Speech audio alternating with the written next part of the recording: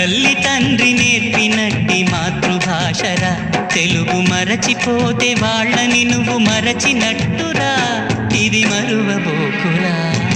తెలుగు భాష తీయదనం, తెలుగు జాతి గొప్పతనం, తెలుసుకున్న వాళ్ళకి తెలుగే ఒక మూలధనం.